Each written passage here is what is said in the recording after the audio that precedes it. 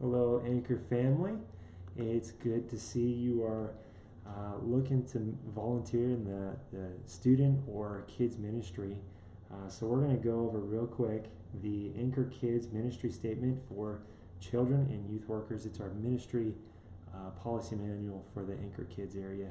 So glad you're watching this video, and if you are watching this video and you have any questions, please come find me afterwards. And if you have any questions, I'd be more than happy to help you with those. So let's get started. The first section is the ministry statement for children and youth workers, and it says, in order to provide an environment where children are loved, cared for, and trained in the Word of God, all workers must believe in their heart and confess with their mouth that Jesus Christ is their Lord and Savior. Each leader must also show a desire to grow in their relationship with God, for example, by following through with believers' baptism. We just want to make sure that everybody who's wanting to be a volunteer in the ministry is not only saved, but is wanting to progress in their faith in their relationship with Jesus Christ.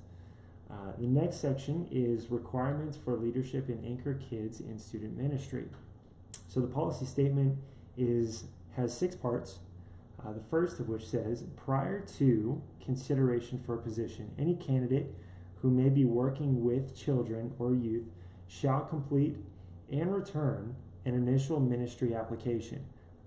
If you've received this form already, it will probably be attached to the back of the policy manual. So just whenever you get finished with this video, go ahead and take time to fill out that ministry application and turn it in to me or to Jared or somebody else who is on staff in the near future.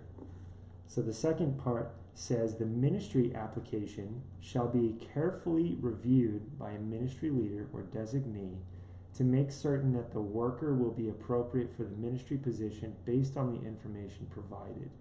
If the person appears to be appropriate for the ministry work, their references shall be checked to confirm the information provided on their application.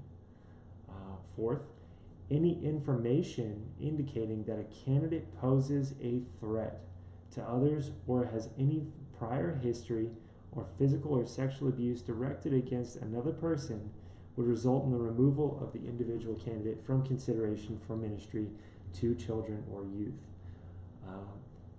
Fifth, a background check will be performed, just a general background check. The only thing that we're really checking for is just to make sure that you're not a sexual offender of any kind or that you have any criminal history. The candidate, number 6, the candidate may be asked to have meetings with ministry leaders or a designee prior to their leadership being approved. So just to say that if we have any questions about your leadership, we may ask to have a few meetings with you, 1, 2, how many ever we feel necessary, before we're willing to say yes to your leadership in the kids ministry. Training is the next portion. All volunteers and employees who work with children and youth will be required to participate in children and youth worker training. Volunteers will begin on an assistant basis and will be given on-the-job training. So first of all, the children and youth worker training, that is something that we will be doing probably every year in August. We'll get together before the school year starts, sometime between that summer and school year pause for kids, and we'll come together as a group of leaders and we'll go through a children and youth worker training together before we begin the new semester and new year. Then after that, volunteers who are new will begin on an assistant basis. So it is very unlikely that we're going to directly just put you right into a lead teacher position for any age group. You'll probably start out as some kind of assistant in a classroom, and then we will give you on-the-job training to where when we are confident in your understanding and your training, then we will put you in a position where you can teach as the lead teacher. So the next section is supervision. So there's 3 parts. First, whenever possible, at least 2 workers shall be present at every function and in each classroom, vehicle, or other enclosed area when children or youth are in attendance. Numbers of workers will increase as numbers of participants increase. So whether it's at the church or if we're at the park having an event, we need to make sure that there are 2 volunteers for every set of students that could be by themselves. We need to make sure we're just covering all of our bases. Secondly, during services, classes, or events, at least 2 workers who have been approved and screened will be appointed to supervise children or youth when they are being cared for outside of their parents' supervision. A child or youth should never be unsupervised. Third, workers should arrive at least 20 minutes before a scheduled activity and shall supervise the children or youth until they have been picked up or returned to the authorized person. They should not be sent out to find their parents or to wait alone for transportation. Basically, the first part of this that I want to address is the 20 minutes before a scheduled activity. Typically before our Sunday morning activities in the children's area, we'll have a leaders meeting where we'll come together, we'll spend some time gathering prayer requests, asking and answering any questions, seeing anybody's needs, just taking care of things that need to be done before all the kids come in. And then that meeting will last for about 5 minutes starting at 9:40 a.m. And then right after that, we'll get everybody to their stations and we will be prepared for our kids to come in and be able to talk with them and engage with our kids and students. And then from there, the rest of the day can flow easily.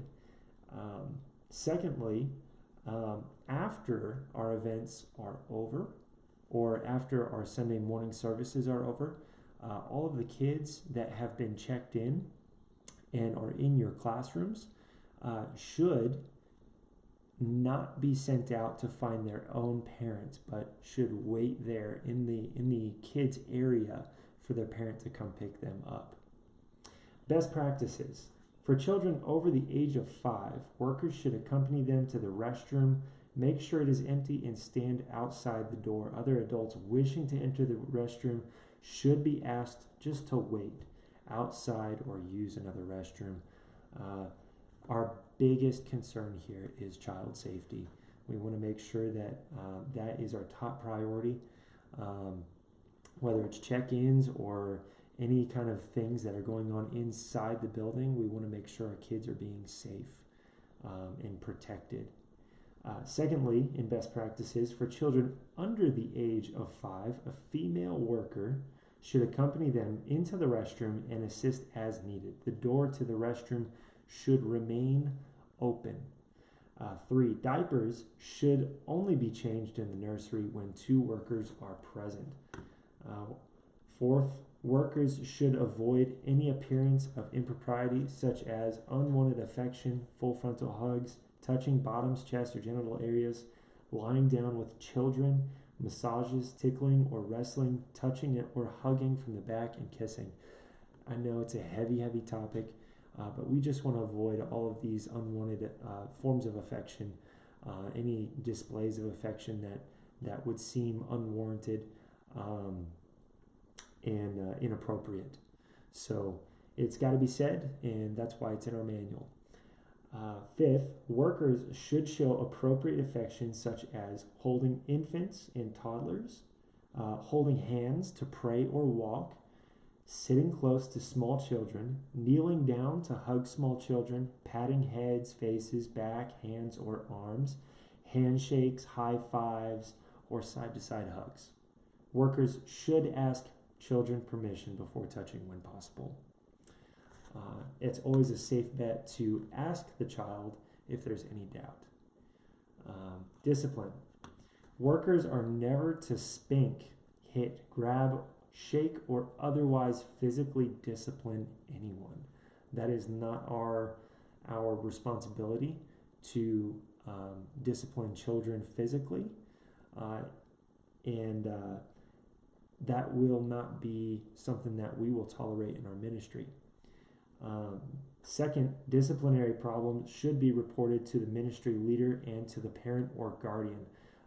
Disciplinary problems, I would really like for everyone to come and visit me and tell me what disciplinary issues you are encountering, and then after that we can deal with it and follow up with the parent. 3, an ongoing disciplinary problem will result in a parent-leader meeting with the child present. Leadership judgment will take into consideration each case's circumstances to determine following procedures for further discipline. Again, just if you have an ongoing disciplinary problem, make sure that I or Jared or another staff member is aware of it, and you are continually in communication with us about that, so we can try to make sure it's being handled the best way.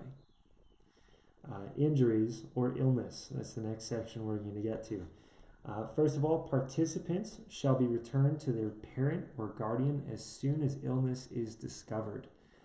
If this is not possible, then the participant who is ill should be isolated in a manner that will allow supervision to continue until the person can be returned to their parent or guardian. We do not want to confine the child to his own space or her own space, but we do not want to let the kids who are sick continue to mingle around with the other kids who are healthy. We don't want to spread germs. So let's just be smart about that, and in a way that allows supervision to continue and responsibly, let's separate those kids out. Second, reasonable steps shall be taken to avoid contact by anyone with exposed bodily fluids of any kind. For example, the use of gloves, washing your hands, making sure that fluids that are in the premises are properly cleaned up, and that no germs are being spread once again. Third, any worker who becomes aware of an injury to a worker or participant shall take steps to ensure proper medical attention is given to the injured person. We have first aid kits. If you do have anyone, either a worker or a student or child that becomes injured, please come find me or another leader who knows, or if you perhaps know where that kit is, please feel free to help that injured person. Fourth, the persons who have received an injury, which is obviously minor, shall be given first aid as needed at the time of the injury. Cleansed, bandaged, iced, for example. The person's parent or guardian should also be notified. So we don't necessarily have to take a child straight to their parent as soon as they become injured. If it's a scratch or a small bruise that they incur, and not a serious injury, I don't think it warrants us to take that child and interrupt service in order to get them to their parent. Last but not least, any injury which may require medical treatment beyond first aid should be given immediate medical attention. Call 911 if it's warranted, but let's make sure it's warranted. The parent or guardian should also be immediately notified along with the ministry supervisor. An injury report should also be completed. If you do in fact have a injury that requires an injury report, please come see me and I will help you make sure that gets completed. Record keeping. An attendance list is required to be kept for all ministry functions involving children. The date of the function, along with the names of all participants and workers present, shall be recorded. This is important for in case of an emergency such as fire. An attendance list has been created and can be used to ensure all attendance safety. The biggest reason for this is that whether we're out at a park or going bowling or whatever it might be, or we're just here at church Sunday morning, we have an attendance list of all of our students for each of our classrooms or areas, which keeps track of all the students which we have. So in case of a fire or some kind of emergency, we can have a list of all of our students, know who may or may not be missing, and be able to also give that list to the fire department, as it is also required by us to have that document to give to the fire department when they arrive. In the case of an injury or an incident, a report or notice will be given to parents, guardians when the child is picked up. So once again, not every injury or incident is worth us immediately taking the kid to service, to interrupt service for us to get that child to their parent. So let's make sure we're making sure the cases are warranted where we do those things, and otherwise we are making sure that the parent is notified correctly. But regardless, please come and find me, or if you need Jared or another staff member, please come find them and let them know what's going on.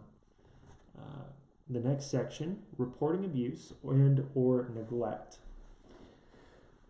Workers who become aware of any injury, neglect, or abuse involving a child or youth workers should report it to a pastor at Anchor Church, who will then report it to CYFD. For any immediate dangers, call 911. We would love it as ministers here at Anchor Church if you would please come find me, come find Jared, come find another staff member at church, and let us know of any kind of abuse or neglect that is taking place in the home that is obvious, because we would need to report that to CYFD, but we want to make sure that that case is once again warranted before we report it. So come find me or another ministry leader if you encounter a case like this. Secondly, workers who become aware of or who are suspicious of any incident of abuse at any church function should report it to a pastor or staff member at Anchor Church. I know it seems like we just repeated ourselves, but if you're suspicious of an incident, please come talk to me. Don't go straight to CYFD. Please come find me and we'll talk about it, and I will take a look into it as needed. Third, church authorities will contact insurance carriers. And fourth, church authorities will determine any following actions necessary in regard to the parent or guardian involved in the neglect or abuse. That is the end of our policy manual. But just to walk you through real quick, we're going to go through the Anchor Kids screening form.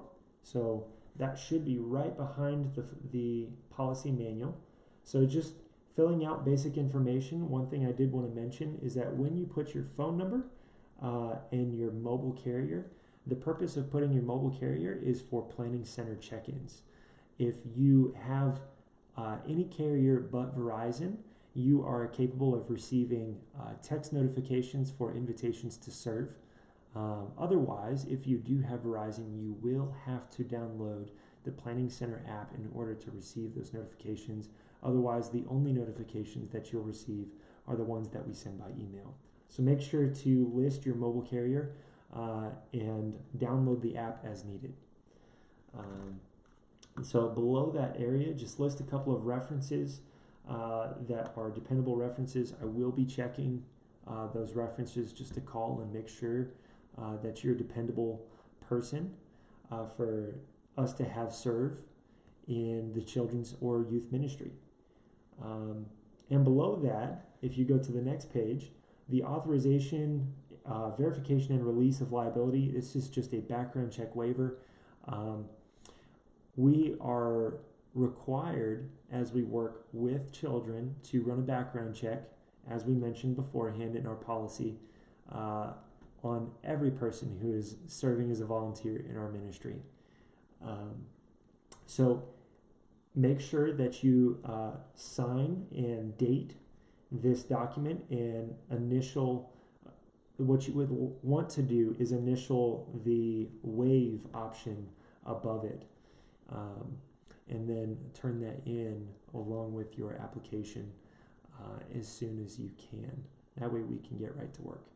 So if you are viewing this, thank you for bearing with me as we worked all the way through this. If you have any questions, once again, please come find me. I'll be more than happy to talk to you about any questions that you have. And you have a good day. God bless.